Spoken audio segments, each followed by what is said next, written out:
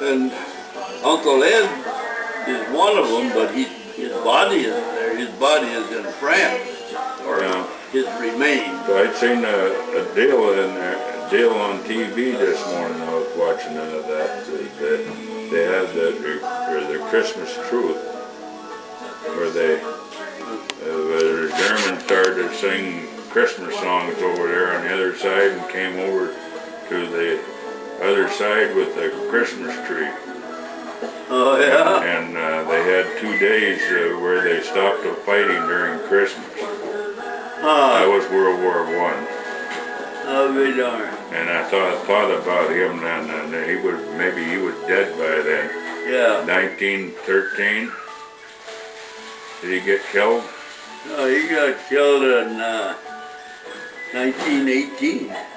Oh. Right at the end of the war. Yeah. In fact, the war was actually over with. Yeah, he was live yet then when that truth was when that truth was over. 1913, he was farming. Oh yeah. He didn't enlist till March of 1918. He didn't have to go. Yeah.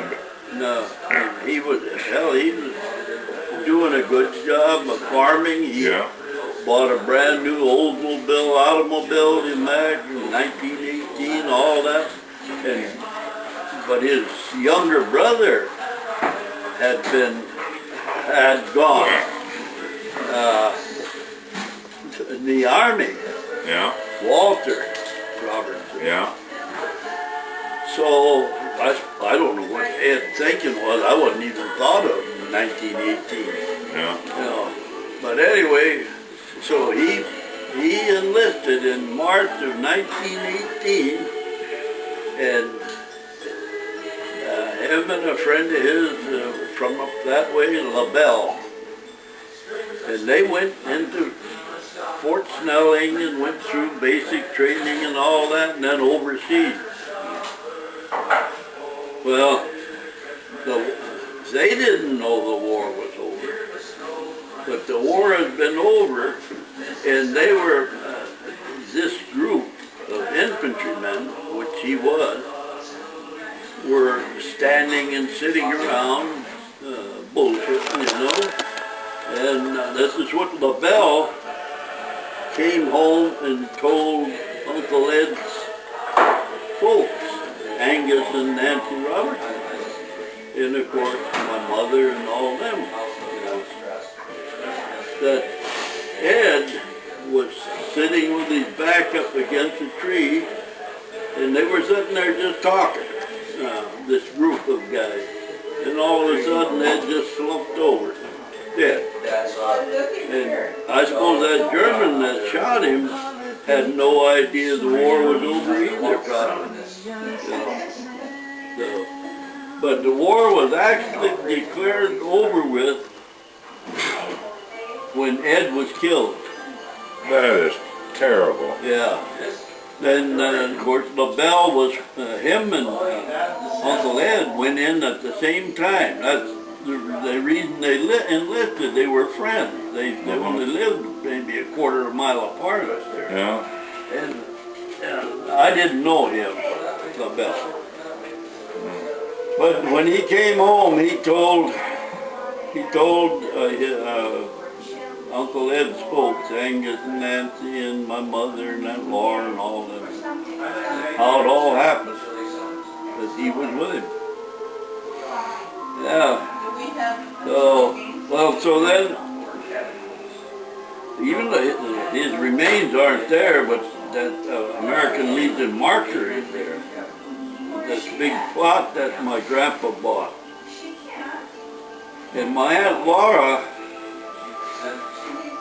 when she married some guy in Minneapolis or Chicago or somewhere like that where she was working, and came home with him to the old place down there, the old home.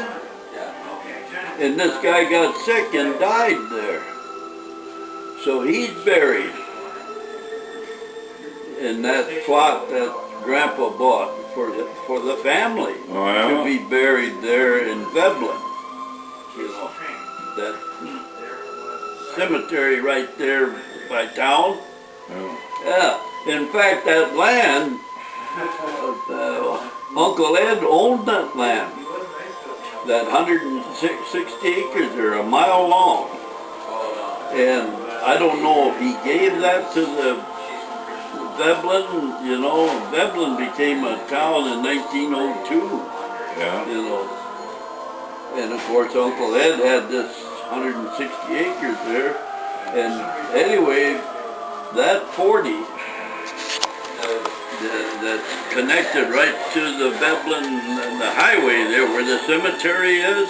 Yeah. Uncle Ed owned that one time. He still owns the 120, 3/4 of a mile northwest. Well, so he's buried there, or he is, but they got that guy. And then the husband of Aunt Laura, my mother's oldest sister. Her husband is there. Hi, Rex. Hi, Rex. How are you doing? Huh? How are you doing? What am I doing? They went and did something, they stole somebody's radio. I thought it was Brian. No, this was, they were supposed to go and steal a radio, smash some communications. It was so good.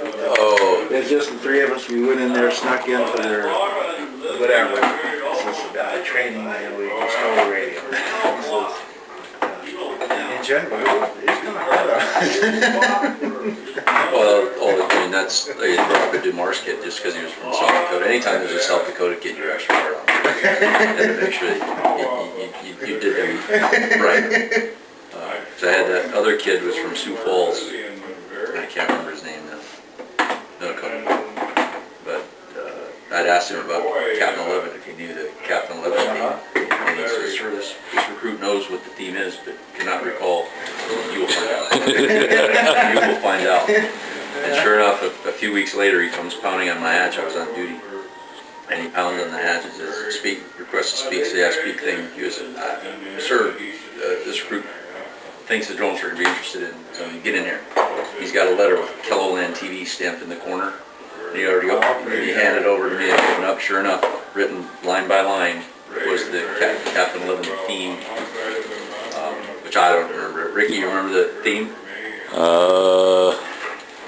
The strength of Atlas, something. One man Oh, yeah, that one. In time. in time is chosen to go back or to be in control of time or something Yeah, like I that. remember. And at the same time, there's a big 11 with this little spaceship going. I remember that part. Yeah. Well, I'm gonna help Laurie. Dave Jedrick Okay. as Captain 11.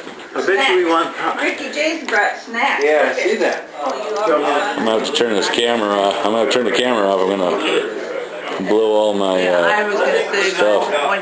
when you get some me, then it's. Okay. It's got, okay. Love you. Love you. Merry Christmas. Merry Christmas.